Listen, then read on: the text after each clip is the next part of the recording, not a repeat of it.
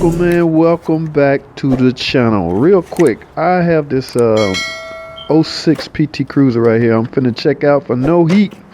Now I've already checked it out earlier and I highly suspect that the thermostat is at fault.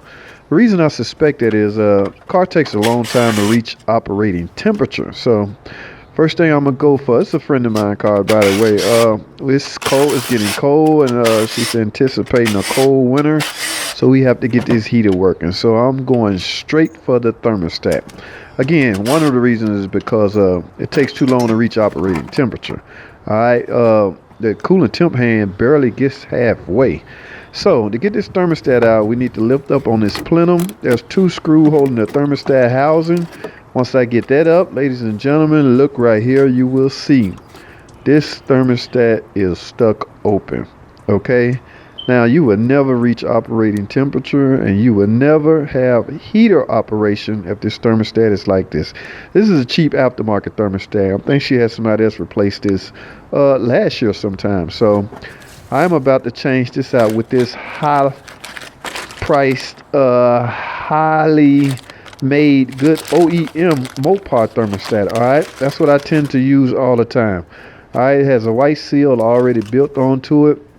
Now there's an indentation in this thermostat housing, so we're going to place this thermostat right in the correct spot it's supposed to be in with that indentation. Okay, now let's get this back on, and what we're going to do is simply all we're doing is reverse the removal procedure. Okay, so I'm gonna put these two screws back in. We're gonna I'm gonna use my air drill just to run these bolts down. Okay, and then I'm gonna simply torque them down by hand with a hand ratchet. All right, try not to, you don't really want to torque these down with the air drill because you don't know how much torque you putting on them. All right, so I'm gonna grab my my hand ratchet and simply torque this down by feel. I'm at home right now. I'm not at the shop, so I don't really know the torque specs.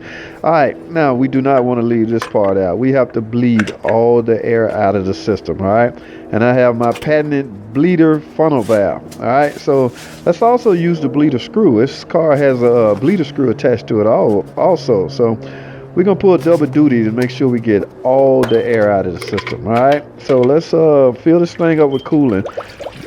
By the way, this is a 5-year coolant. Okay, it doesn't have to be Mopar, just have to be some good coolant. All right, so let's purge all the air out of the system. There you have it right there. That indicates that most of all the air is out of the system. Now we can simply tighten this back down, finish topping off the coolant. If we're done, let's just put this right here so we won't spill coolant everywhere. All right, let's simply remove this, and we're just about done. Let's put the intake and all that stuff back on.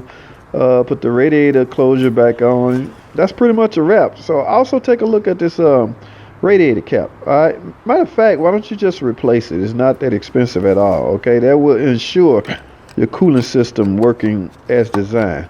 All right. So that's all I have, man. We had a no heater situation and it turned out to be a stuck open thermostat. Cheap thermostat. All right. Thanks for watching. Comment and subscribe, and I will see y'all on the next video.